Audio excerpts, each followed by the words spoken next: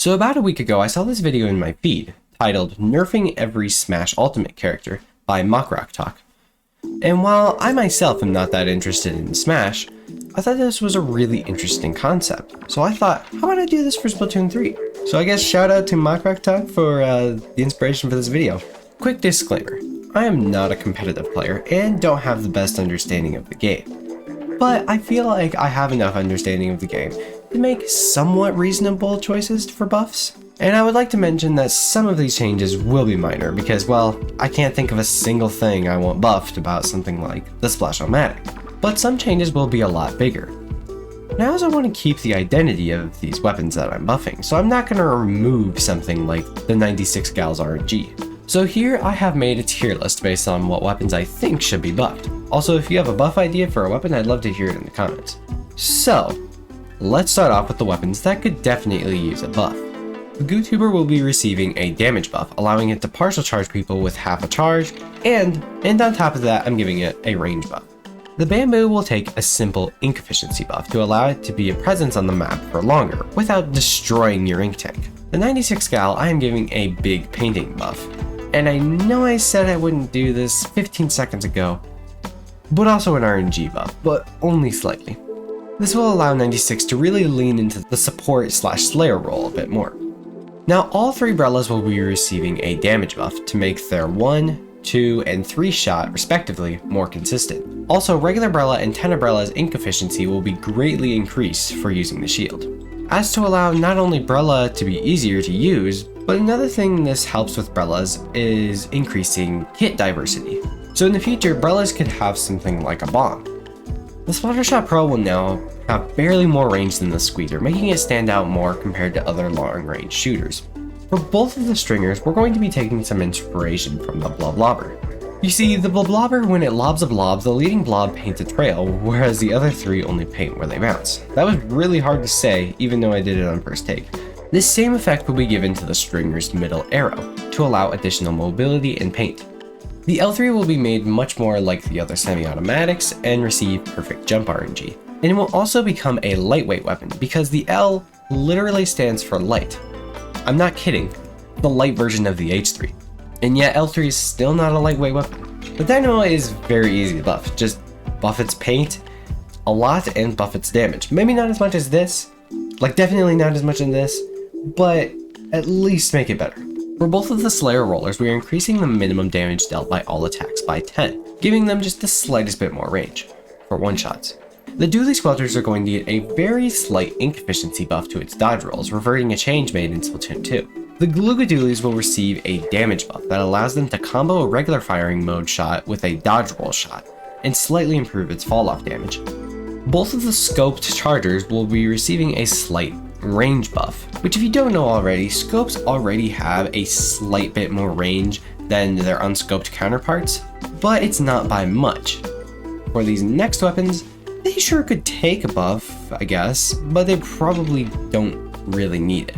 For the H3, I'm going to give it a slight damage buff for the improved fall off and object damage. The Aerospray is a very weird situation where, yes, it's a bad weapon, but how on earth do you buff it? I guess I'll buff its range.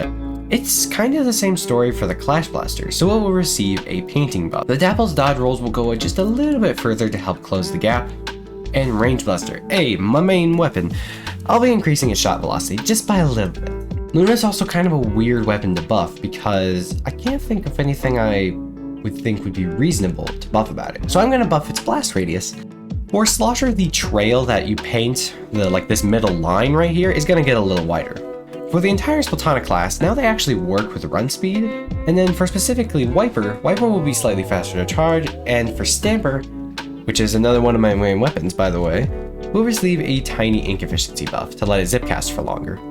Blaster is going to take a slight fire rate buff, Mini's range will be buffed a little bit, the dodge roll ink cost on the vanilla dualies will now be cheaper, the heavy splatling will get a slight range buff to deal with chargers a little bit more.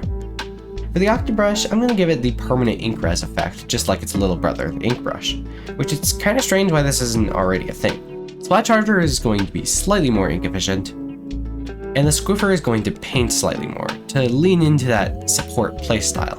The Explosion's ink efficiency is going to be improved, The blah blobber, man, I dislike that weapon, but screw it. Let's make it paint even more. By the way, Nintendo, if you see this video, don't do this. The Flinkster Roller will now deal more reliable damage with the vertical flick. I'm going to give a kind of interesting buff to Jet Squelcher. I'm removing its shot RNG altogether, including its jump RNG, because that sounds really fun to fight. It does not actually, I'm lying. The Sploosh is going to take a slight range buff because it feels like literally everything else about this weapon has been buffed in one way or another. Rapid Blaster Pro and Rapid Blaster will now paint slightly more to allow it to support in more than just chip damage. Ballpoint is going to take a shot velocity buff, undoing its former nerf. Hydra is now going to have a tiny bit more range, and the Nautilus will paint just a little tiny bit more. Okay, so if it isn't clear by now, not all of these changes are amazing for the game. Some of these got a good idea in them, but others are just like, you doing what now? So just realize, for these last weapons, all these buffs are just for fun, and so I'm not lying in the title. So the E-Leader will now gain a little bit of range. Yeah, we're off to a great start. The 52 Gal will take a slight damage buff. Splattershot's range is just going to be a little bit more, because why not?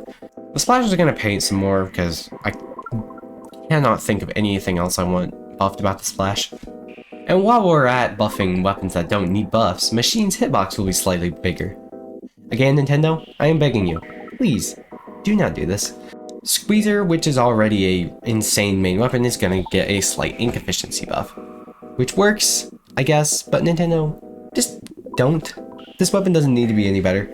Ink Rush rolling ink efficiency is now going to be cheaper, which means you can use your sub-weapon and run away a lot easier. Hydras are not going to receive any buffs. Alright, so for the oh right, that would be lying. Right, I said that. Okay, so it's going to take a range buff. Are you happy about that? For the end up, I'm going to do something kind of silly. I'm going to increase the shot velocity, but not the fire rate, kind of like Nautilus. Junior is going to take a painting range buff because why not? And Slosher will now paint a little more, which honestly I wouldn't be too upset with. Alright, so remember, I'm not a competitive player, and a lot of these weapons are buffed just for fun. Thank you so much for watching all the way to the end, and I'll catch you in the next one.